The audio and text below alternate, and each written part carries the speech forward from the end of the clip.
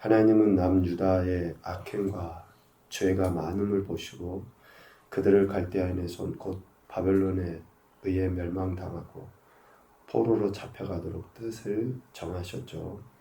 오늘 3절에 보면 바벨론 왕의 군대 손에 넘어가리니 반드시 바벨론의 왕의 군대 손에 넘어가리니 그가 차지하리라 라고 하나님이 말씀하셨다고 예레미야가 계속적으로 선포한 것입니다. 그러므로 갈대아인에게 반드시 넘어가기 때문에 갈대아인들이 예루살렘을 떠날 것이다 라고 말하지 말아야 돼요. 반드시 그렇게 하나님의 심판이 있을 것이니까. 갈대아인들이 우리를 치지 않을 거야. 또 아니면 우리가 힘을 모아서 갈대아인과 싸우자.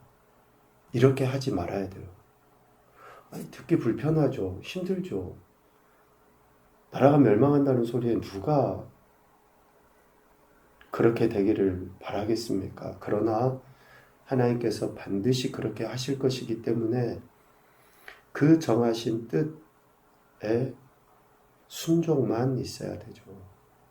순종하기 위하여 부르짖으면 크고 은밀한 일을 하나님이 보이시죠. 우리의 생각과 하나님 생각이 다르고 우리의 생각은 하나님의 생각에 결코 미칠 수가 없죠. 창조주 하나님과 피조물인 우리가 어떻게 같을 수 있습니까? 도저히 이해가 안 되고 용납이 안 되지만 하나님께서 그렇게 작정하신 일들, 그리고 우리는 표면적인 것만 보고 현실, 눈앞에 있는 것만 보지만 이미 하나님은 미래의 것을 보시고 우리의 마음속 깊이 속속들이 다 아시는 그 하나님이시기에 표면적인 문제로 인해서 우리는 받아들이기 어렵다 할지라도 하나님은 그 이면에, 아니요 그 나중에 그 미래의 것까지 다 하시고 지금 이것을 허락하시고 명령하셨다 하면 우리는 순종만 있어야 되고 그것을 순종으로 받아들이기 위하여 기도할 때, 부르짖을 때에 크고 은밀한 일, 즉 바벨론 70년의 시간이 차면 해방되어서 다시 예루살렘으로 돌아올 것이고 하나님의 백성의 지위가 회복될 것이다 라고 하나님이 그렇게 말씀하시는 거예요. 그러니까 우리의 모든 인생들의 삶의 가장 첫 번째 태도는 하나님 말씀에 순종하는 거예요. 우리의 생각하고 달라도, 내가 기대하는 것과 달라도 어떤 상식의 밖의 일인 것 같이 느껴진다 할지라도 그렇게 순종해야 되는 거죠. 그런데 이렇게 하나님께서 뜻을 정하셨다라는 것을 알고 들었음에도 불구하고 불순종하는 그러한 지도자들이 있습니다. 오늘 38장 1절에 보면 이 고관들의 이름들이 기록되죠. 스바다, 그다랴, 또 유갈, 바스훌, 이러한 그 고관들, 시드기야 왕의 가장 최측근에 있는 사람들은 하나님의 말씀, 즉 멸망을 선포하는 예레미야를 감옥에 가둬버립니다. 구덩이에 가둬버려요. 하나님의 뜻을 거역하는 세력이 있기 마련이다 라는 것을 알 수 있어요. 이 고관들이 시드기야 말 2절, 3절 이렇게 하는 이런 이야기를 듣고 매우 불편한 거죠. 칼과 기운과 전염병에 죽을 것이고 되려 갈대아인에게 항복하는 자는 살게 될 것이고 반드시 바벨론 군대 손에 넘어가게 될 것이다 라고 하는 그 이야기. 이런 불편한 이야기를 들은 시드기야 왕의 측근들은 모함을 하죠. 4절에 보면 예레미야가 백성의 평안은 구하지 아니하고 재난을 구하고 있다. 어떻게 예레미야가 그럴 수 있겠습니까? 어떻게? 나라 팔아먹은 그런 사람도 아니고 어떻게 예레미야가 백성의 평안이 아니라 재난을 구할 수 있겠냐고요. 자기도 하기 싫겠죠, 그런 말. 아니, 사랑하는 동족이고 어쩌면 좀 더 가깝게는 형제들이고 친척들이고 할 거 아니에요.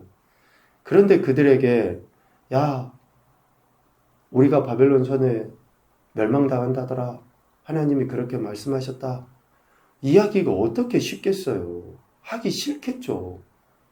그런데 예레미야가 그렇게 말할 수밖에 없는 것은 하나님이 이미 정하셨기 때문이고, 그리고 예레미야가 동시에 선포했던 게 그거잖아요. 반드시 하나님이 돌아오게 하신다. 아니, 예레미야가 멸망만 선포한 게 아니라 반드시 하나님이 회복시키신다. 그러니 우리가 지금은 포로로 잡혀가는 것이 하나님의 뜻이고 때가 지나면 하나님이 반드시 회복시키신다. 그런데 예레미야의 이 말을 반만 들은 거예요. 불편한 것만 생각하는 거예요. 자기들의 귀에 거슬리는 것만 생각하는 거예요. 그러니까 예레미야가 백성의 평안을 구하지 아니하고 재난을 구한 것이다. 그리고 그런 이야기로 말미암아 4절 말미에 이야기하죠.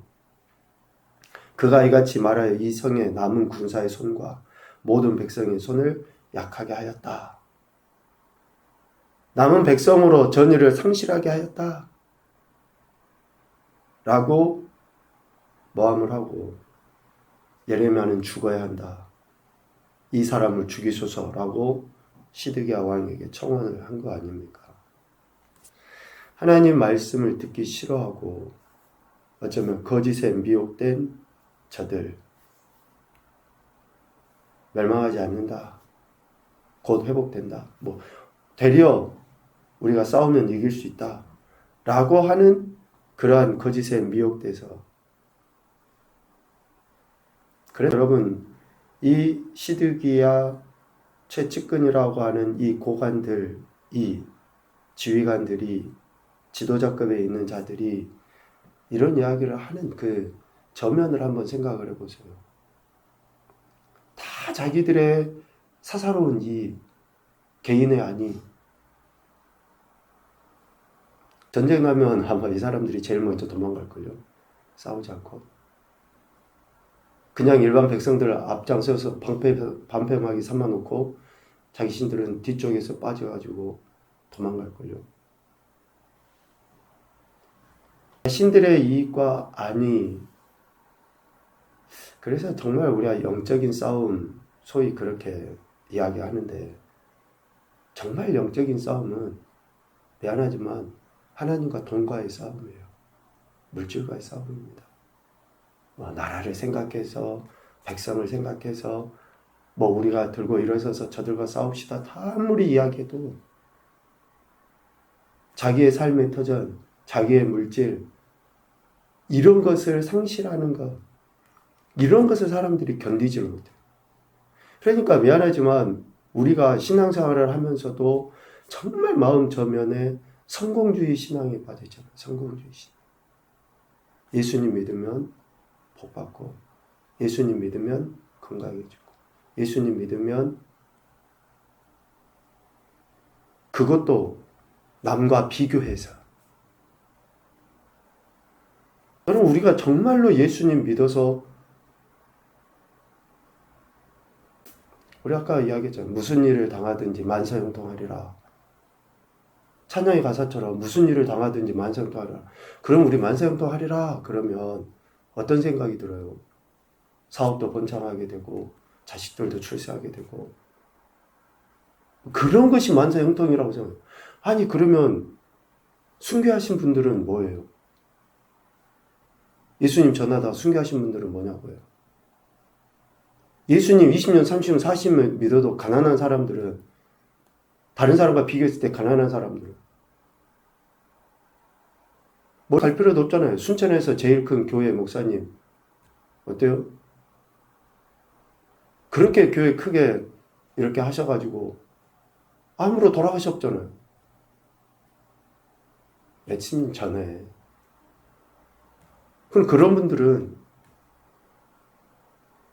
분들은 형통하지 않은 거예요. 여러분, 세속적인 가치 판단 기준이 우리의 신앙에 자리 잡고 있으니까 저들은 나라가 멸망하는 것은 형통이 아니라고 생각하고 하나님 뜻이 아니라고 생각하고, 그러니 모함에서라도 예레미야를 죽여야지만이 됐고, 모함과 살인을 계획하고 저지르면서도 아무런 죄의식조차 없는 그러한 모습들을 보게 되죠. 여러분, 우리가 예수님 믿는 것은 하나님께서 우리를 불쌍히 여기셔서 구원하신 것이고, 그 구원하심은 세상의 가치 판단 기준과 비례하지 않을 수도 있습니다. 비례하지 않을 수 있어요. 그것으로 인해서 조금 더 이야기하면 그래요. 목회자들도 이런 생각에 가득 차 있으니까 어떻게 해서든지 교회 크기를 키우기 위해서 어떻게 해서든지 짓밟고 올라가기를, 그것을 기도하고 있는 그러한 안타까운 모습들을 보이죠. 그러나 하나님의 뜻을 받드는 세력들은 틀림없이 하나님이 남겨두시고 그 하나님 말씀에 순종하여 하나님의 행하실 것들을 이뤄가시는 그러한 종들은 있기 마련입니다. 하나님의 뜻, 즉 예레미야가 선포한 것과 같이 바벨론 포로로 잡혀가게 된다 라는 것은 듣기에 불편할 수도 있어요. 이해하기 힘들 수도 있습니다. 그러나 그 선포된 하나님의 말씀에 모두가 불평하고 거역하는 것은 아니에요. 모함과 살인을 계획하는 사람들도 있지만 그러한 말씀을 듣고 통에 자복하는 이들도 있고, 또 그러한 말씀을 선포한 선지자 예레미야를 구원해 주려고 하는 사람도 있습니다. 그 중에 한 사람이 에벤멜렉이에요. 그는 왕궁의 내시로서 구스인이라고 이야기하고 있습니다. 구스인. 에티오피아 사람이죠. 사도행전에도 구스 사람 나오죠. 그 에벤멜렉의 뜻은 왕의 종이라는 의미가 있어요. 왕의 종. 그러니까 어쩌면 이제 주석에 보면 학자들마다 좀 다른데, 이 에벤멜렉이 어떤 고유명사처럼 한 사람을 지명하는 것은 아니다 라고 뭐 표현도 하지만, 그냥 우리는 에벤멜렉이라는 인물로 보고 이해해도 됩니다.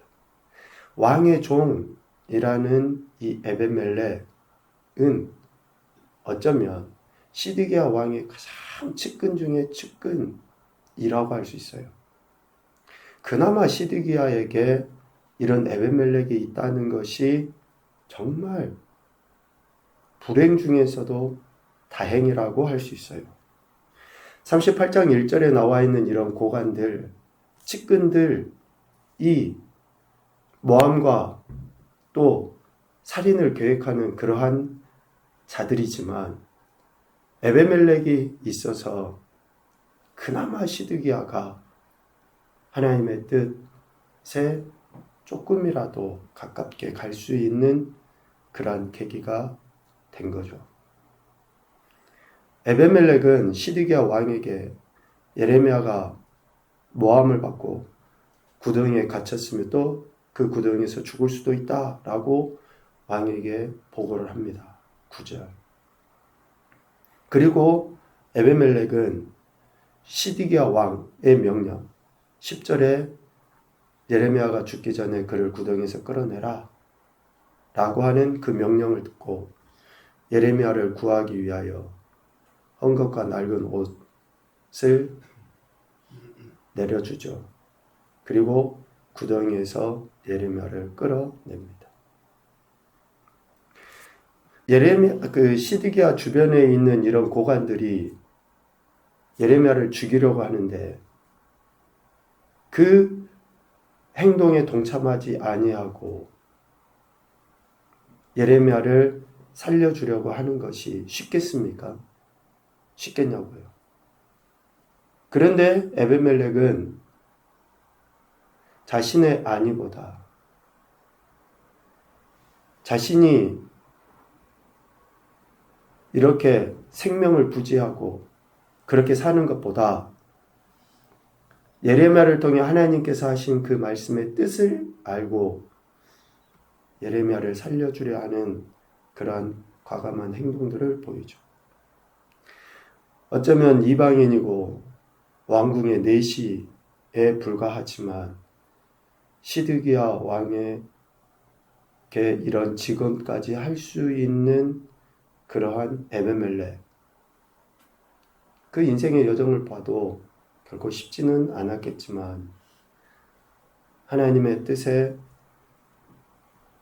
순종하기 위한 그러한 과감한 결단들을 보인 것이 아닌가.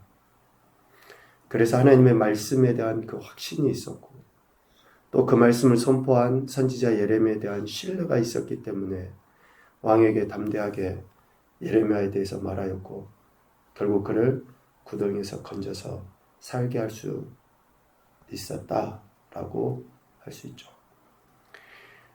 동족은 모함하고 핍박하고 죽이려까지 했지만 이방인인 에베멜렉은 시드기야 왕도 하지 못한 일을 하게 됩니다.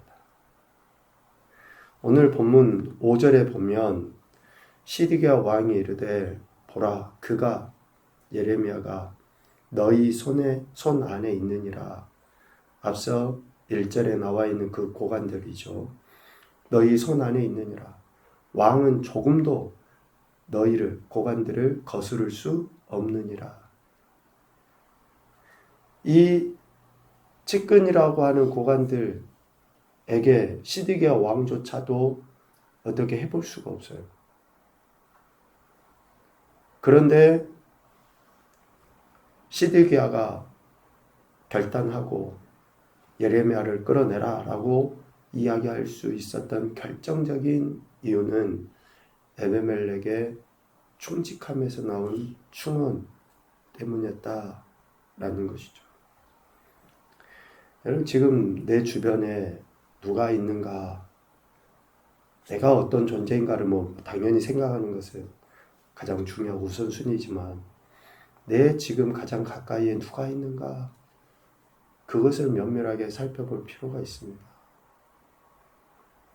나를 정말로 하나님 앞으로 이끌고 인도할 수 있는 그러한 사람인지 아니면 나를 이용해서 무엇인가 자기의 이익을 챙기려고 하는 사람인지 잘 분별할 필요가 있어요. 그럴라 치면 내가 하나님 말씀 뜻을 바르게 깨닫고 있어야죠. 내가 하나님 말씀을 제대로 분별하고 있어야지 주변에 있는 사람들을 분별해서 알게 되는 것입니다. 첫 번째 교훈입니다. 하나님 말씀대로 순종하며 살 때, 하나님의 말씀을 있는 그대로 전할 때 어려움을 당할 수 있다. 그러니까 우리가 순종하며 산다 할지라도, 하나님의 말씀이 있는 그대로 전한다 할지라도 어려움을 당할 수 있어요. 그 이야기에 다 아멘하는 것은 아니거든요. 자기가 듣기에 불편할 수도 있어요. 내가 기대하는 것과 다를 수도 있어요. 아니, 당시에 멸망을 이야기하는데 어떻게 사람들이 불편해하지 않겠습니까? 회개하라고 이야기하는데, 아니 회개해라 라고 하는 그 이야기를 하면 이미 전제가 뭐예요? 당신이 죄인입니다. 우리가 네가 죄를 지었어, 이 말을 누가 듣고 싶어 하겠습니까? 회개하십시오, 이 말의 전제는 이미 당신은 죄인입니다. 그러니 불편한 거죠. 그러면 그 불편함을 느낀 사람들은 파당을 지어서 그렇게 오늘 예레미야 같이 어려움에 처하게 만드는 일들을 행하죠. 두 번째, 사람을 외모로 보지 말고 그 마음의 중심을 볼 수 있어야 한다. 외모로 보지 말고. 구스인 에벤멜렉, 이방인이지만 지금 내 주변에 있는 사람들, 어떤 외적인 조건, 또 심지어는 외모, 이런 것으로 보는 게 아니에요. 정말 그 마음의 중심에 하나님 믿고 하나님 말씀대로 살아가려고 하고 있는지 그것을 볼 수 있어야 됩니다. 세 번째, 하나님은 인종과 성별, 지역과 삶의 질 혹은 수준을 초월하여 역사하신다. 인종, 성별, 지역, 또 삶의 질이나 그 삶의 수준이나 그런 모든 것들을 초월하여 택하신 사람을 통해서 하나님은 역사하셔요. 그래서 나 같은 사람도 구원하신 것이고 나 같은 사람도 그렇게 하나님의 일을 위해서 쓰시는 거예요. 우리 각자가 다 그렇습니다. 그래서 범사에 우리는 감사하며 하나님의 그 말씀에 순종만 있어야 되는 것이죠.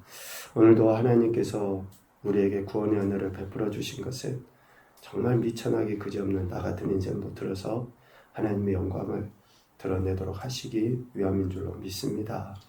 이 믿음 안에 오늘도 감사와 찬양과 영광을 올려드리시고 또 영적인 승리를 통해 더 큰 은혜를 누리시고 또 아버지 하나님께 오직 기쁨이 되는 격복된 한 날이 되시기를 주님의 이름으로 축복합니다. 아멘.